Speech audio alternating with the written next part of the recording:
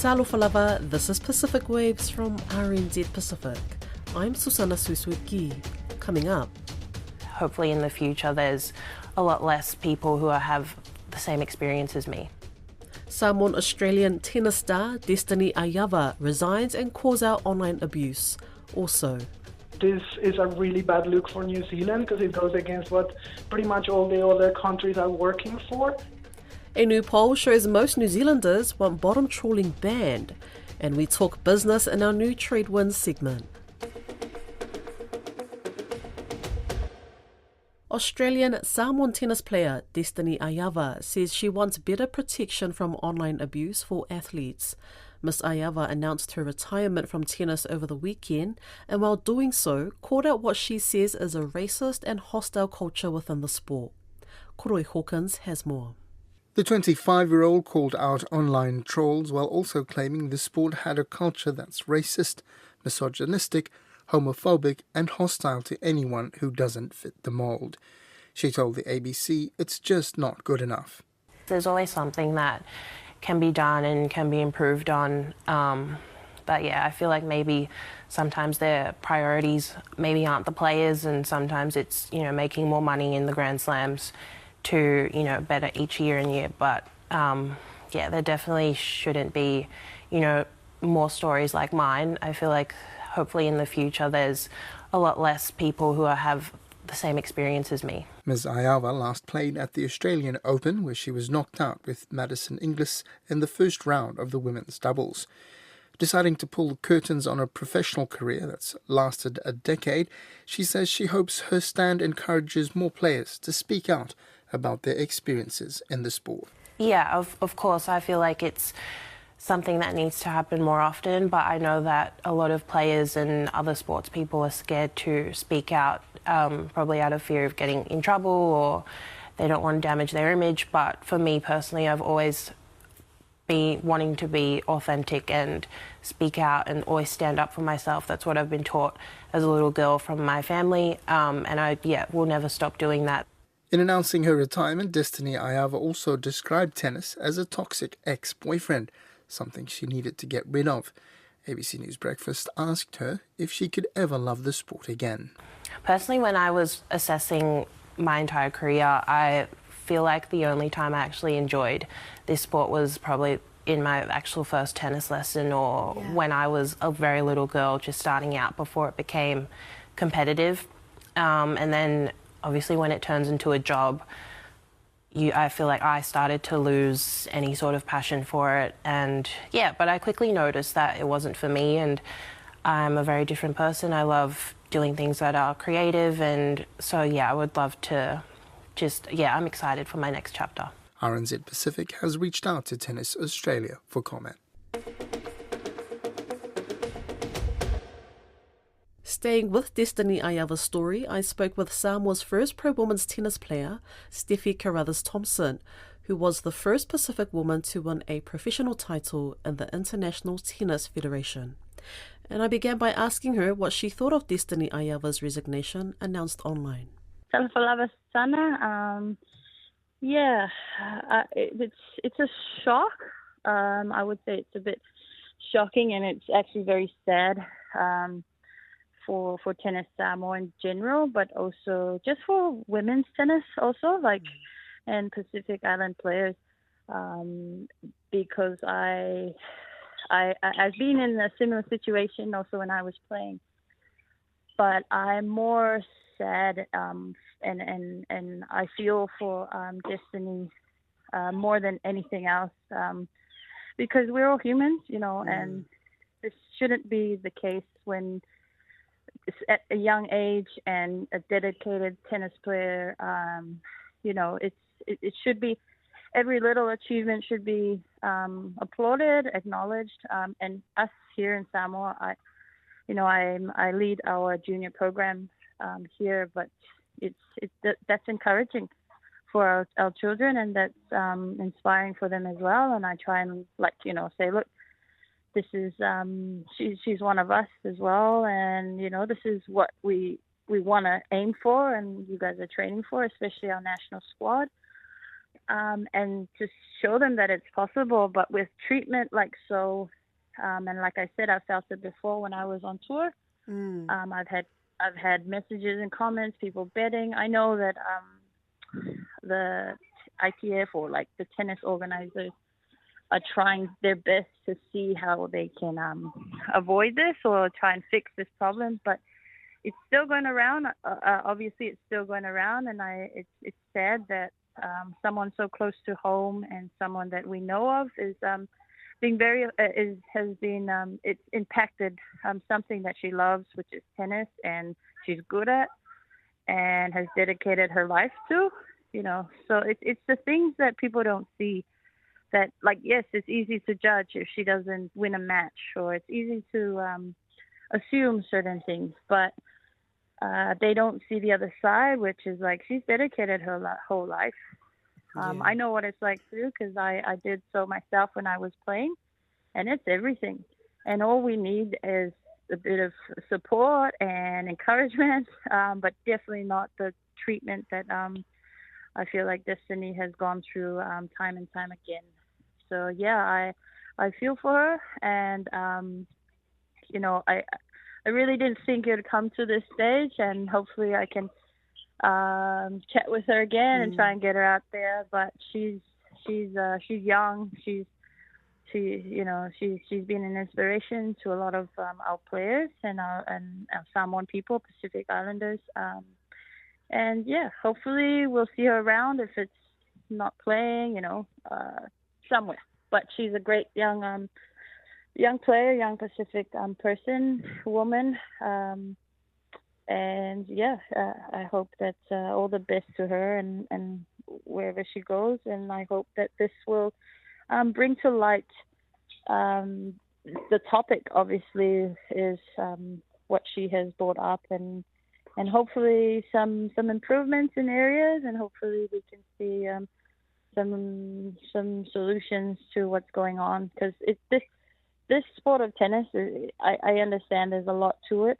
There's a lot of it's a lot of people involved, and it's a game where everyone is sort of invested in, that's interested in it. So they kind of feel like they have some sort of say or some sort of. But if you're not used to handling the ups and downs, it's hard to control what other people sort of think and go through. So I hope something good out of this comes about, because that's all that can really happen, because I'm behind Destanee 100%, because I have felt it and I've seen it on tour as well, when I was on tour. And yeah, I'm proud of her, but at the same time, I know it's been years and years. She's been fairly untreated here and there, but I hope again she will get back up, and and we'll see what happens there.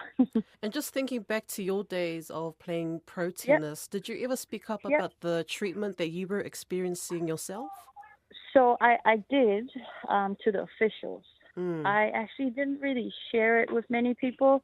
I did with my coaches, and same thing, because we're a team. They kind of advised me, like, we can't control that. All the usual things that our team would sort of want us to hear, and to sort of like just to stay focused, and that. Yeah, but yes, but speaking out like the way that Destanee has, no. I think because she was at another level to where I finished off my career, but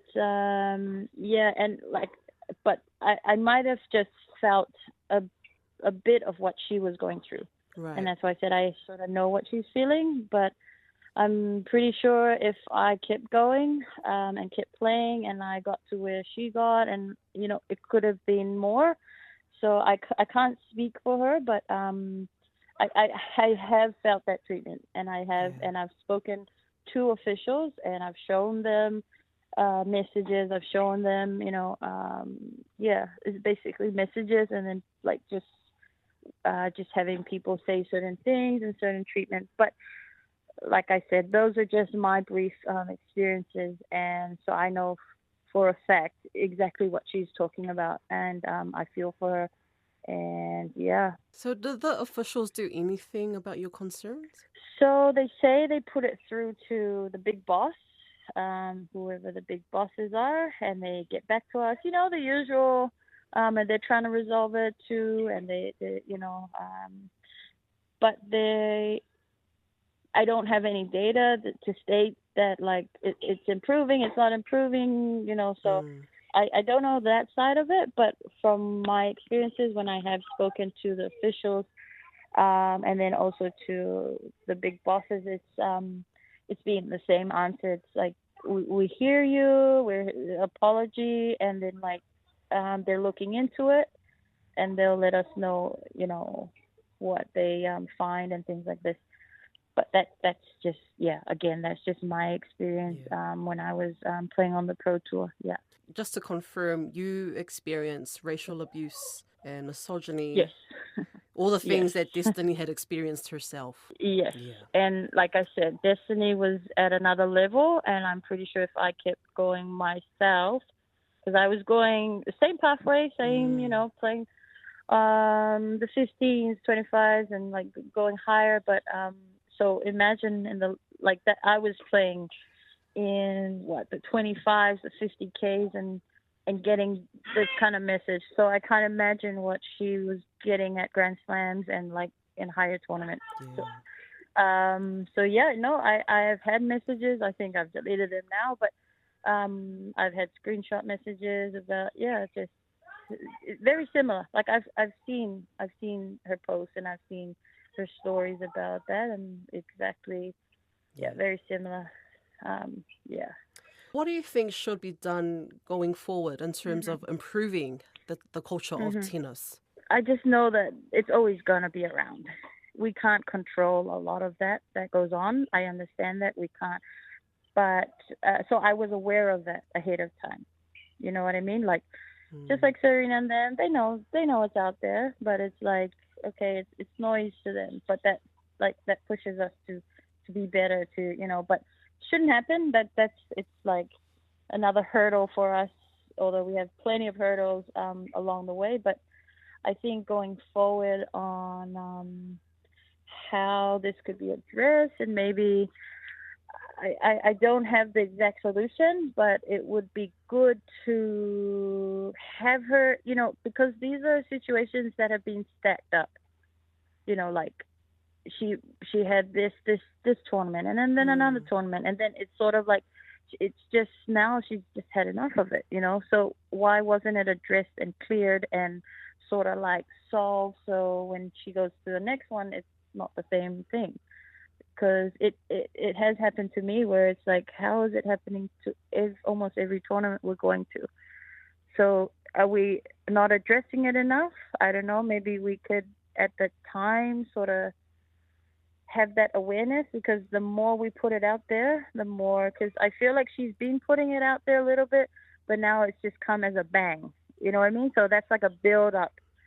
And I feel like if we're just keeping it and building, that means it hasn't been addressed at that present time, and something has been done, whether it's through the officials, whatever it is. I feel like we just deal with it time and time again. So I feel like we haven't addressed it enough, and then it's just like a boom. Now it's like, oh, it's all coming out. Yeah, but this is years of it. She's been on the Pro Tour for years. Yeah. She's so young. It's like, holding on to that and having that, it's not nice. It's not nice, and it shouldn't be as a person, not a tennis player. This is a person, because we're still human. We're no different to anybody on the street. It's just, yes, we play tennis and at a high level, and we, but we go home and we have thoughts and we have feelings. We have, so I think what I'm sort of trying to say is, I feel like it needs to be addressed more, whether it's in in tournaments when they start a tournament, whether it's on a fact sheet of a tournament, whether it's on, like, there needs to be more awareness of it. The more we speak about it, the more we address it, the more we fix it, or we sort of challenge it at that time, the better it'll get. It'll sort of like get less and sort of disappear, and then hopefully we have none at all. But I know for a fact it's not only tennis, it's in life as well, and it's, you know, we can't get rid of it, but it would be nice to sort of bring it down, because it, over the years I've seen it just skyrocket, and here we go. That's the result we see through Destanee, and I don't think there's a one solution, because we're talking about millions of tennis players, millions of sponsors and money, people invested in it. So it's just like addressing, if there was any, like a new rule to tennis, you constantly address it so people are aware of it. You know, if there's a new format for tennis, you just constantly. So I think when this sort of thing happens, it's just constantly just putting it in tennis organizations, in federations, in national teams, and national, like, you know, it's just putting it out there. Like anything we want for people to know about and improve, we put it out there. And the more and more people know and read about it, hear about it, the better. Absolutely. So I think maybe if we can address it more before it sort of blows up, kind of like what's happened with Destanee. She I know she's addressed it a few times before, but I feel like, how is she the only one? Yeah. So looking ahead, Steffi, what is your advice to young Pacifica players in the island, but also here in New Zealand, Australia, and around the world, thinking of a career in tennis? Well, first of all, there's a lot of opportunity. In tennis, I play a lot of sports before. I have nothing against other sports. I am not favoritism to tennis, but tennis is, I've traveled the world, a young Pacific player that just loved the sport, worked hard. I've traveled the world.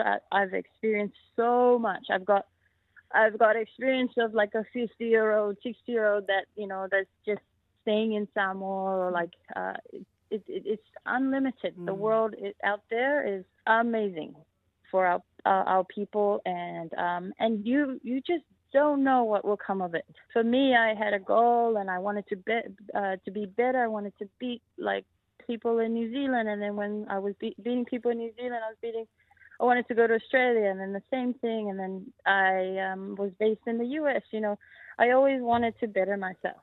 And now, in hindsight, and as I'm now residing back home for about 5-6 years, I look back and I'm like, thank you, God, that I took that pathway.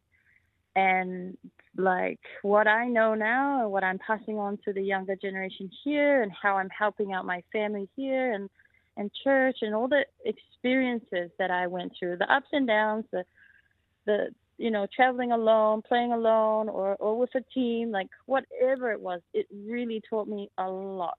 So if you are looking to for opportunities, tennis has a lot of it.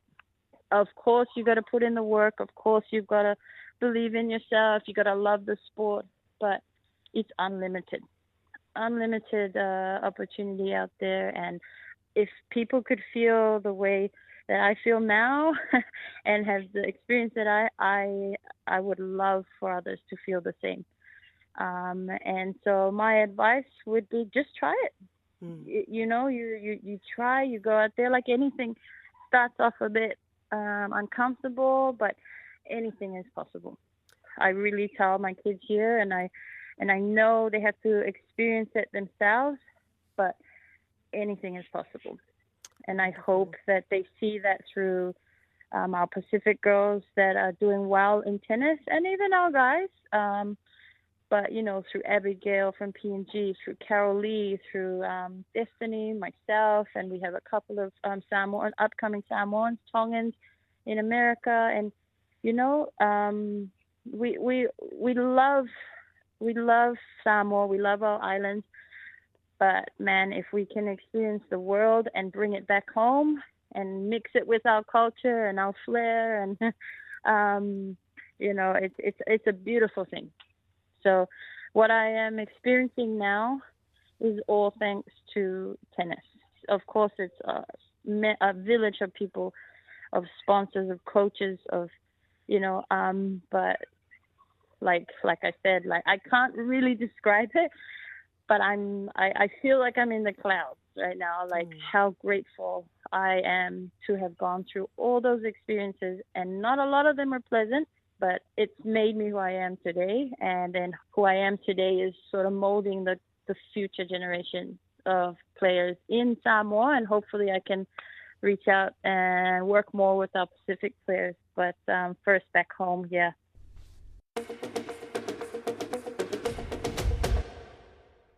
A new poll shows a majority of New Zealanders want the fishing method of bottom trawling banned, as New Zealand is the last country operating a bottom trawling fleet in the high seas of the South Pacific. But the Oceans and Fisheries Minister says it's too valuable an industry for the country to get rid of. Tiana Haxton reports. The poll conducted by Horizon reveals that 78% of New Zealanders want a ban on bottom trawling in the high seas area. An oceans campaigner at Greenpeace, Juan Parada, said other Pacific regional countries have been advocating for stronger rules against bottom trawling. It's highly destructive. It has a high impact on the ocean's health. Bottom trawlers drag heavy weighted nets across the seafloor, and they wipe out entire ecosystems. Greenpeace is particularly concerned that New Zealand's government is planning to propose at the upcoming meeting of the South Pacific Regional Fisheries Management Organisation to increase the amount of coral that can be caught before the area must be closed. This is a really bad look for New Zealand because it goes against what pretty much all the other countries are working for. It is out of step with what New Zealanders want, and I just think the New Zealand government needs to listen and stop bottom trawling now, because this destruction is not what anybody wants, really. However, Oceans and Fisheries Minister Shane Jones said bottom trawling takes place in a tiny area that is less than 1% of the 56 million square kilometres of sea managed by the organisation. There's over 1,000 tonne of orange roughy fishery resource up there that's important for jobs, it's important for export revenue, and it's wrong for Greenpeace and other fellow stakeholders of an international character to terminate the presence of New Zealand in the Pacific. He has defended the country's bottom trawling practices against criticism by Greenpeace. It is wrong for green zealotry to force Kiwis out of the Pacific, especially when the other nations that are there do not have the same track record for fishing as we Kiwis have. While other regional countries may oppose New Zealand's proposal at the South Pacific Regional Fisheries Management Organisation, Shane Jones says there will be a range of views at the plenary. He says it will be a contest of ideas, but ultimately, New Zealand's official position at the meeting may be the hurdle to consensus. And now we come to Tradewinds, our weekly wrap of the latest business news in the Pacific region.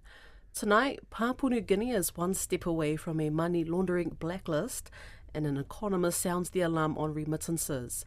But first, we look at correspondence between Aotearoa and the Cook Islands on the ship registry saga. With me is our reporter, Kaya Selby. Kia ora, Kaya. What can you tell us? Yeah, kia ora, Sana. So we know with all of this Cook Island stuff, my God, it's been going on for so long now. The registry's been an ongoing concern for many years. We know that officials have been engaging with the Cook Islands on the registry from at least February of last year, possibly earlier, all the way through until October and certainly beyond. But the emails reveal that the New Zealand government had to renew their concerns over and over again. There were notices delivered by the High Commission in Rarotonga. There was a formal notice delivered in June, then another follow-up in August.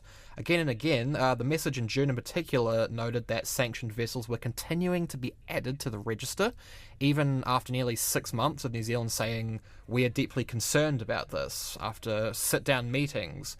Now Maritime Cook Islands have told us that they have taken action. They, over the last 3.5 years, have removed 188 vessels, including 50 or so for sanctions, but it does beg the question how and why that it takes so long for the Cook Islands to simply deregister these sanctioned vessels? Why did New Zealand have to keep following up? What were New Zealand's biggest concerns? It looks like New Zealand officials have throughout just really made it a question of how trust in the autonomous government of the Cook Islands has been affected, how much trust New Zealand has at this point. We saw from emails from the New Zealand Sanctions Unit, for example, that they were looking to minimise risks that were legal and reputational for both parties, and a lot of it centred around the Eagle S, which you may remember, it was kept on its registry, the Cook Islands registry, until October, even though New Zealand had been to them several times to say, really, this is a very dodgy ship, this really shouldn't be here. It had stayed on the registry until October. MCI said that this was because the Finnish government had asked them to. But even after it was sanctioned, they kept it on the registry for that long, right? So it does pose a lot of questions. Well, meanwhile, Papua New Guinea is one step away from being blacklisted for failure to fight money laundering and corruption. So, Kaya, what's at stake? I don't think anybody was surprised about this, Sana. The Financial Action Task Force, which is your global watchdog, have met quite recently. They meet fairly regularly to decide which countries are most in need of support when it comes to their anti-money laundering policies and law enforcement, and PNG was identified quite early on as one of the most vulnerable.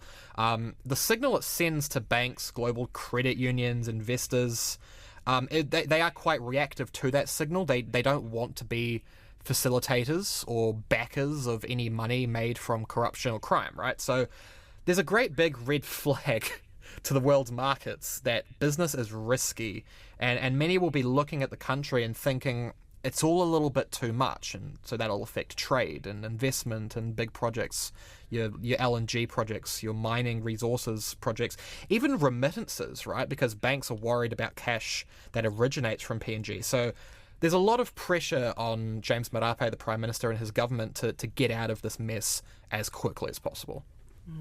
And Kaya, I understand that there are growing concerns that Pacific countries are deepening their reliance on remittances. It would seem that way. We know from recent remittance data over the last few months that comes out of Fiji and Samoa, in which remittances make up a large percentage of their GDP.